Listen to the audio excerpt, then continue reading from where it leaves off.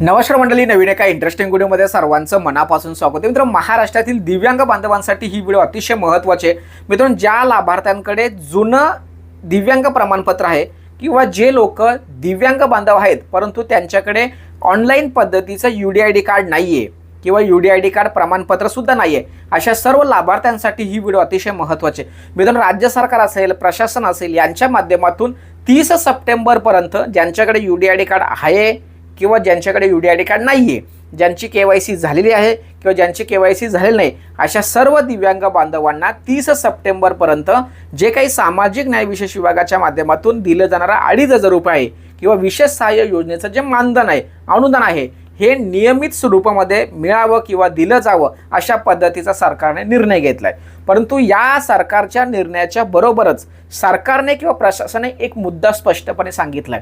तो मुद्दा आपण समजून घेणं खूप गरजेचं आहे. मुद्दा असा आहे की ज्या लोकांकडे UDID कार्ड नाहीये, प्रमाणपत्र असेल, ऑफलाईन पद्धतीने डॉक्टरांचं प्रमाणपत्र असेल, महाराष्ट्रामध्ये पूर्वीपासून ही योजना सुरू आहे.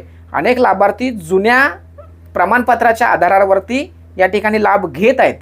परंतु आता मात्र तसं होणार नाही.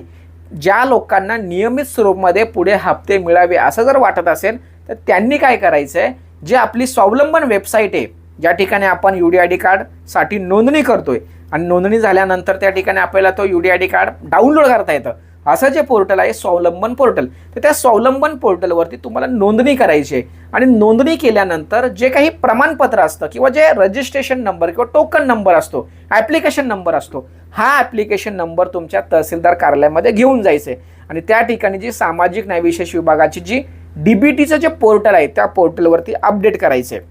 परंतु सध्या स्थितीला ते बंद आहे. काही दिवसामध्ये ते चालू होणार, काही दिवसामध्ये काय 15 तारखेनंतर ते चालू होणार आहे.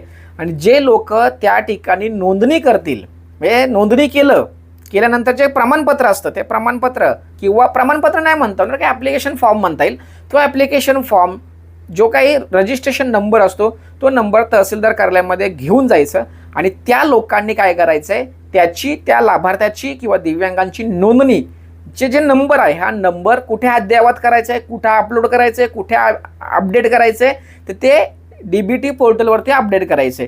आणि ज्या लोकांचे रजिस्ट्रेशन नंबर त्या ठिकाणी अपडेट केलं जाईल किंवा नोंदणी केली जाणार त्यांनाच 30 सप्टेंबरपर्यंत पैसे येणार आहेत, लक्षात ठेवा. तर अशा पद्धतीची मित्रांनो माहिती आहे. नाही तर तुम्ही बिनधास्त राहाल की चला सरकारने, प्रशासनाने निर्णय घेतलाय की 30 सप्टेंबरपर्यंत पैसे येतील, मग UDID कार्ड येवो किंवा नाही येवो, नोंदणीसाठी फॉर्म भरा किंवा नका भरू, बघू पुढची बात पुढे, असं जर तुम्ही केलं तर मात्र तुम्हाला जे काही तुमचे जे आता 2-3 महिने जे काही मिळणार आहेत तेही मिळणार नाही, लक्षात ठेवा. हे डोक्यात ठेवा. म्हणजे एवढं गाफील राहू नका, नाहीतर काय होईल, सगळंच जाईल. म्हणून आपल्याला काय करायचं आहे, हे ज्या स्वावलंबन वेबसाईट तर चालू आहे, काय अडचण नाही आहे, त्या स्वावलंबन वेबसाईटवरती जाऊन तुमची नोंदणी करायची. नोंदणी केल्यानंतर त्याचा ॲप्लिकेशन फॉर्म जो आहे तो तहसील कार्यालयामध्ये जाऊन द्यायचं, म्हणजे ते जेव्हा पोर्टल सुरू होईल त्यावेळेस ते अपडेट करतील. अशा पद्धतीने एक महत्त्वाचे छोटे अपडेट ज्यांच्याकडे UDID कार्ड नाही आहे त्यांच्यासाठी ही महत्त्वाची व्हिडिओ आहे, महत्त्वाची सूचना आहे. सर्वांना शेअर करा. भेटूया पुढील व्हिडिओसह. तोपर्यंत धन्यवाद. जय हिंद, जय महाराष्ट्र.